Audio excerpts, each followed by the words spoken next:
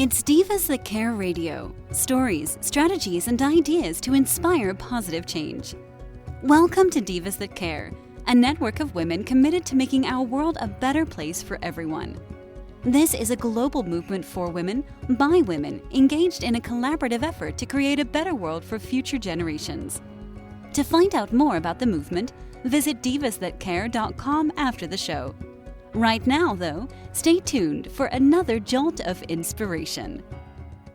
Well, hello, everyone, and welcome back to the Divas That Care. My name is Candace Gish. If this is your very first time tuning into the Divas That Care, a huge welcome to each and every one of you. We've been doing this now for over 15 years. We are listened to in over 30 countries around the world, and it is because of our amazing guests, our tribe, our amazing hosts on the network, and we're so grateful to be doing this. And that's why we're so glad that you've joined us, because we're hoping that you take these calls and you share them with as many friends and family as you can. All right. We are going to be interviewing and having on my podcast a brand new diva. I'm beyond excited to have her on the show today. Her name is Dr. Allison Alford. Allison, welcome to the Divas That Care. Thank you so much, Candace. Thanks for having me here. I feel like it's such an honor to join this elite cadre of women who, the guests who come on here and talk about all the things that really matter to our souls. Oh, thank you so much. And we're beyond grateful that you're going to be here and chatting with me today. Allison, would you mind taking a couple of minutes here and introducing yourself to our listeners? Absolutely. Like you said, I am a doctor. I have a PhD in communication studies, and I work as a professor at Baylor University currently. And my training is in family communication. So for more than a decade now, I've been thinking about, researching, and writing about the role of adult daughters in families.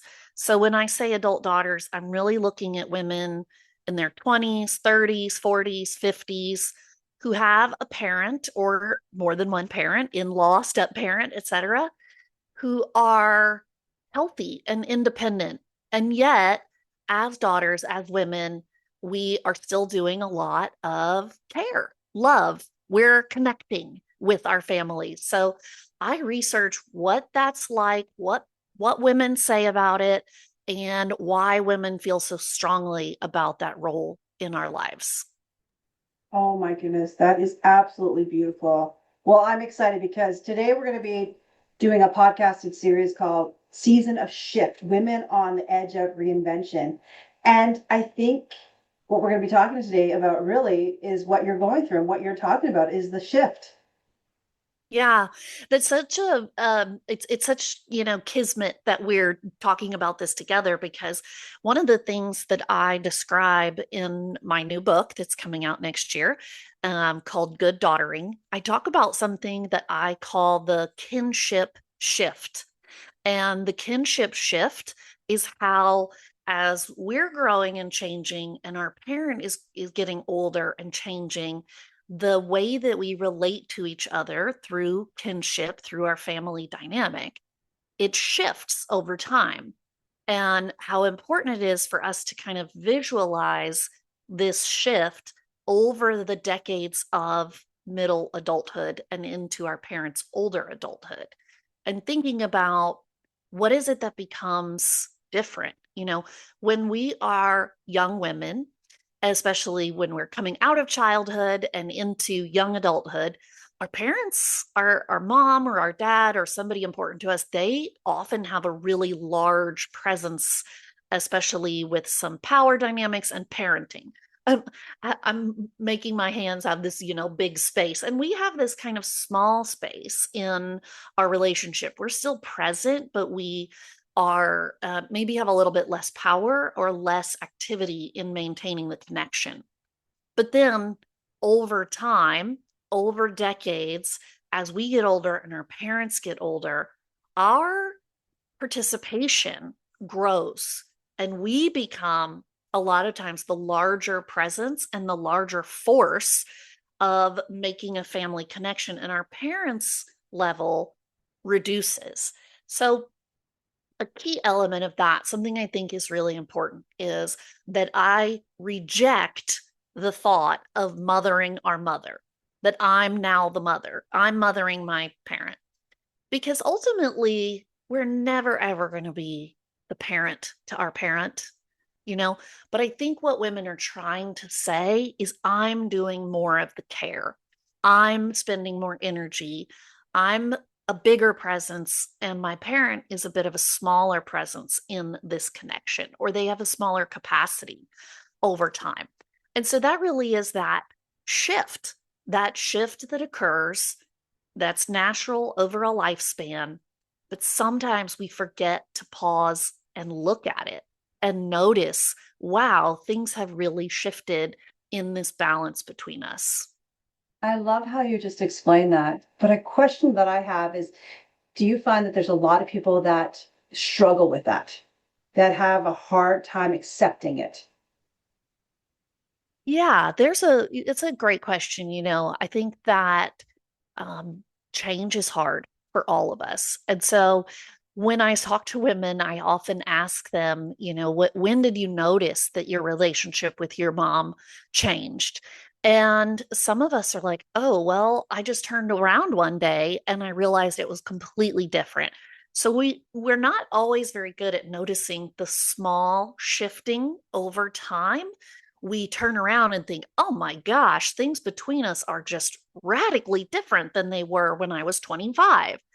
And so we don't see it until we're almost past this threshold of where we feel like we have any control over it.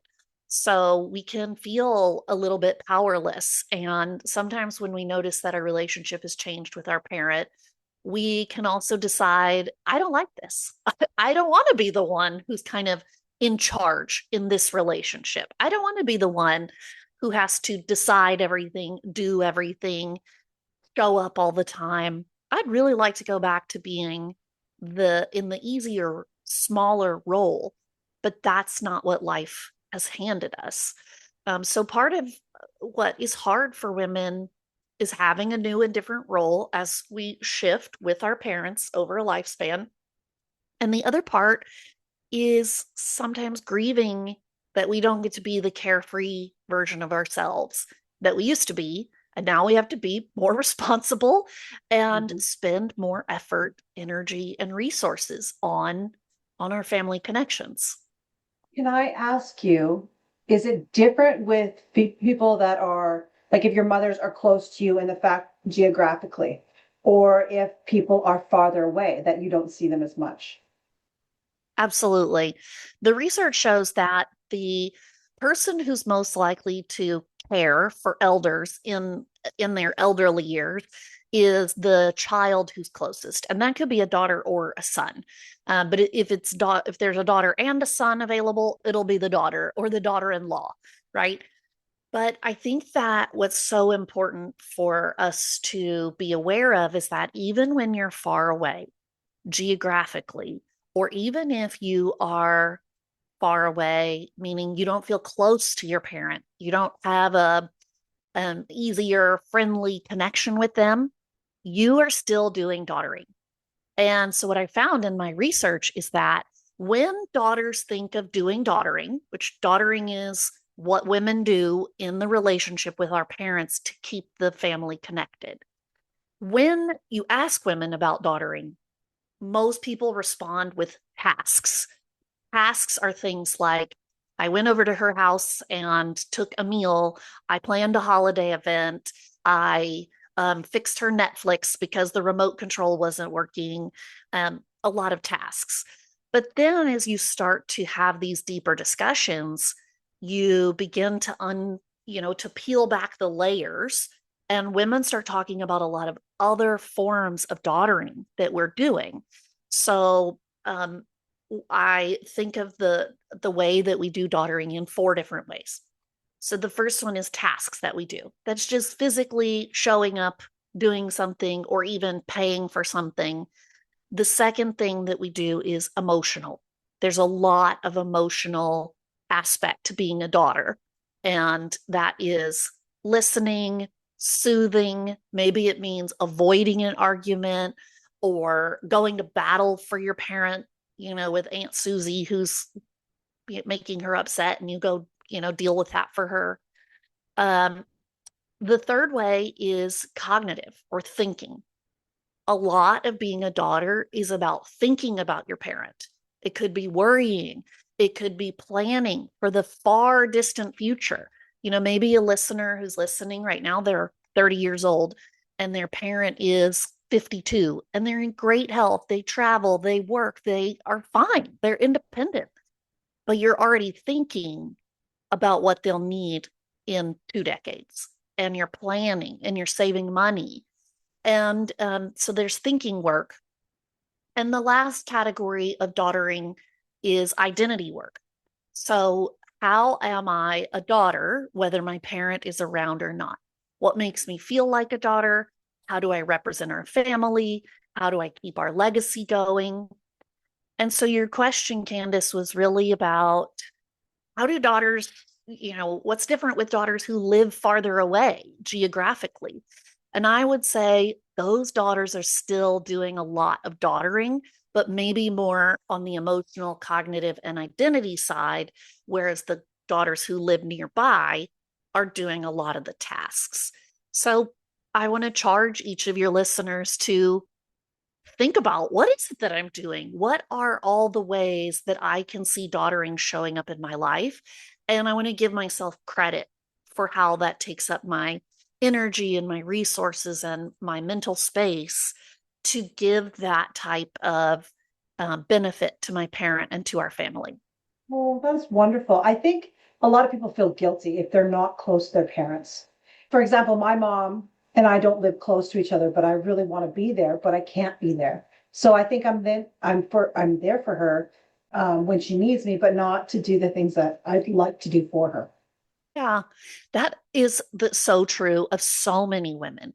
We want to be close to our parents, our mom, our dad, or it could be our in-laws, our step parents, and yet we can't always live geographically near to where the people are, so that we can't just do things like, let's go have a shopping day, or let's go have a coffee chat, or let me help you clean out your closets.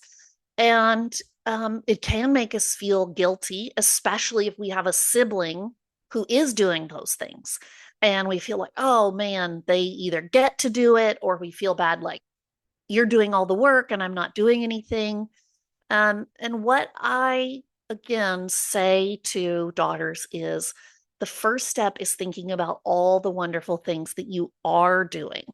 Because daughters, what I've found, often struggle feeling like, I'm not good enough, I'm not doing enough, I'm not showing up enough, and just this feeling of not enoughness. And in order to combat that, we have to start to see daughtering in a whole new way. We have to start to recognize and give ourselves credit for the ways that we are thinking of our parent, loving our parent, planning for our parent, sending things, doing money, and really doing a lot of emotion work.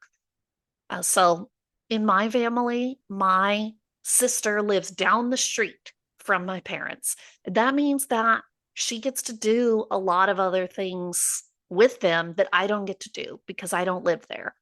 But I am really clear about giving myself credit for what I do well. And what I do well is really good phone calls. And I tell stories and I laugh and I ask questions like, hey, mom, can you help me with my plants? What should I feed this plant? What kind of water or sunlight does it need? Yeah. And I do those things well. And I give myself credit for offering something in that relationship that's special. Oh my goodness, Allison, this is actually a really wonderful call. And the fact that it almost feels like you're alleviating the guilt. Thank you so much. Yeah, I think that you're right. There's a lot of guilt in daughtering, and we should ask ourselves where that comes from.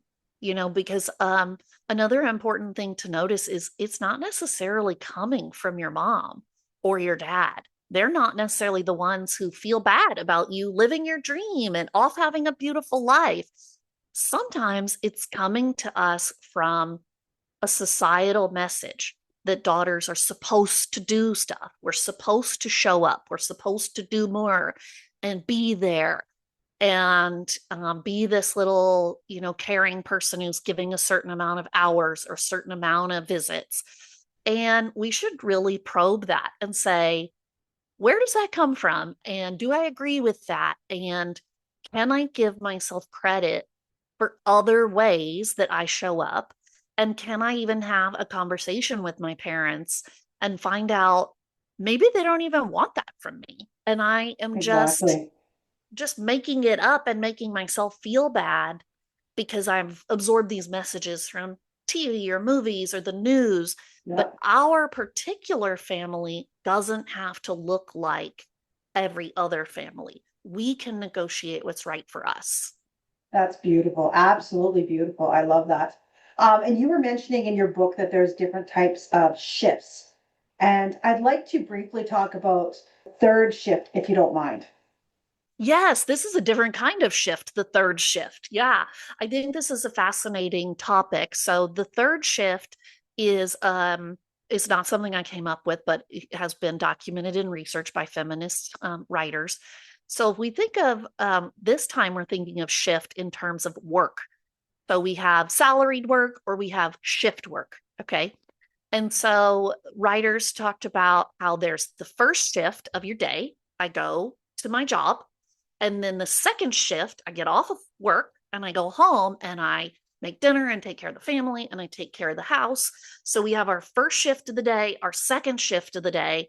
And then we have what these feminist writers talk about, which is the third shift, which is extra stuff that women are expected to do without getting any credit for it. And the third shift, or the rest of the stuff we have to do, often includes caring for our parent, participating in our community, taking care of our neighbors, thinking of extended family members.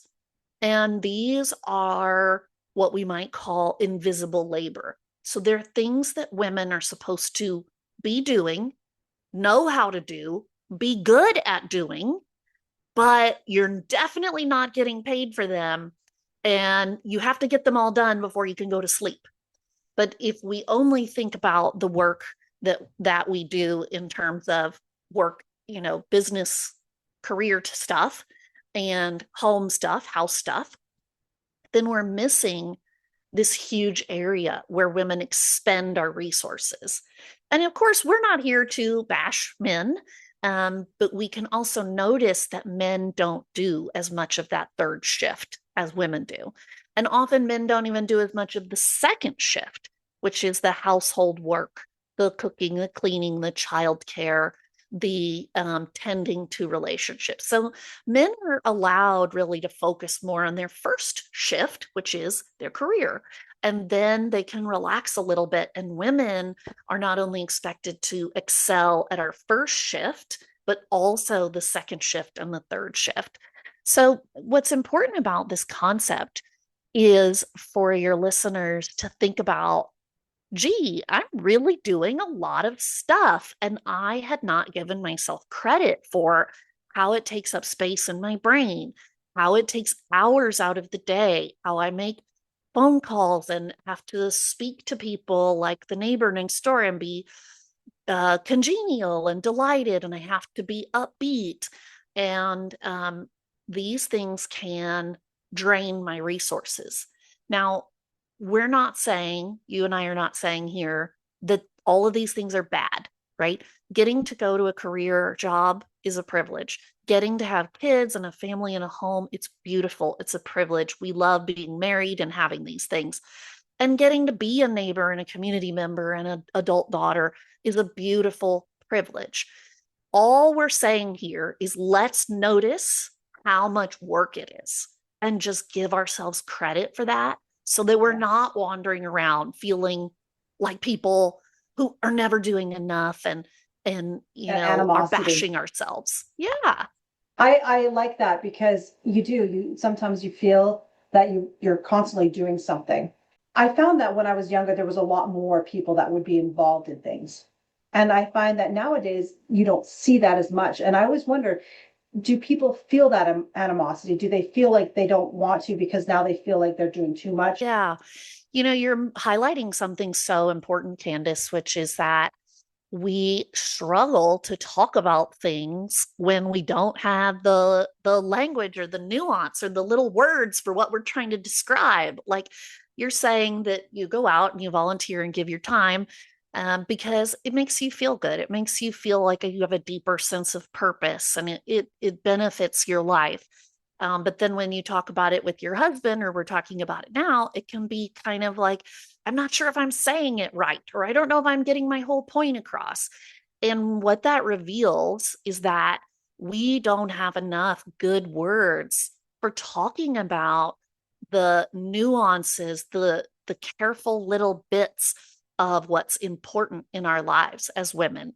And particularly, we we don't have enough language for talking about how we do daughtering and families, or how we're doing daughtering as a community member to our elder neighbor or to our aunties in the community, and how giving to others is a purposeful, soul fulfilling thing. And so maybe there's been a shift in our culture to, where people approach this differently. I don't know. I couldn't say because I haven't done the research on that. But what I can say is that we can shift our own mindsets about how we show up in our lives and what's important to us and where we're spending our time and energy if we communicate about it with our loved ones. So, taking the time to talk to our family members about what's meaningful to us. Here's how I show up in my family. Here's why. Talking to our siblings about how we show up for our parents or how we show up in the big group. So, the more that we talk about how we want to show up in our lives, the more that we gain the language, the nuance, the understanding of those small moments, and we can come together and really know each other better, feel better, remove that guilt, feel like we're doing enough, feel like we're getting credit for what we're doing, and demonstrate that even though I'm talking about labor and work, I'm also talking about love. I love my parents. I love my community. I love showing up for others. So it's like I'm trying to just talk about it in a multifaceted way. I'm not trying to complain about it. I'm just talking about it. And we need that shift into discussing things that are important to us and using language that's important to us.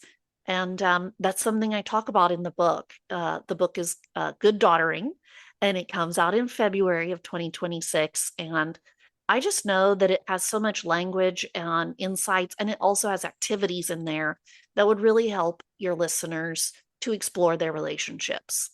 Oh, thank you so much, Allison. This is beautiful. Do you have social media that our listeners can go and check out so they can get a copy of the book when it does come out? Absolutely. So the book is Good Daughtering. You can pre-order it at any time. It's already up there on Amazon and all of those links. And my social media is at Daughtering 101. So website, Instagram, TikTok, Facebook for Daughtering 101. And I've got all the news about how the book drops, and I would love for your listeners to get a hold of it. Oh, that's wonderful. And a last minute thing, Allison. So I always ask our amazing guests if they have any tips, any tools, things they want to leave our listeners with today to maybe inspire them. Yes, I would love to share with your listeners one of my tips, and that is for how to communicate with your loved ones. Sometimes it can be feel like a big task to try to get things across to other people, and maybe you are, missing them, so you send this big long text message, or maybe you're in an argument a little bit, or maybe there's something important you want to talk about. And people approach these conversations as these big things that we need to get across. And my tip to you is take it one bite at a time. You can't eat a whole pizza by shoving the whole thing in your mouth. So just take one bite at a time and recognize that healthy relationships, effective relationships are about communicating just a little bit at a time. And as a daughter, the more you show up one bite at a time over time, the better that relationship will get. And it will benefit you, it will benefit your parents, your siblings, and ultimately it benefits society when we have strong families. That is a great tip. Thank you so much. I had such a great time chatting with you today. Thank you so much, Candace. I really love being here and chatting with you. Wonderful. And a huge shout out to all of our amazing listeners. I want you guys too to know how much we appreciate each and every one of you. Please take this, send it to your friends and family. Also, all of you, make sure you do something kind today. The world has a lot of ups and downs right now, and the Divas That Care is all about promoting kindness and respect for one another. So please go out there and do something kind for somebody. Until next time, everyone. Thanks for listening. This show was brought to you by Divas That Care. Connect with us on Facebook, on Instagram, and of course on divasthatcare.com, where you can subscribe to our newsletter so you don't miss a thing.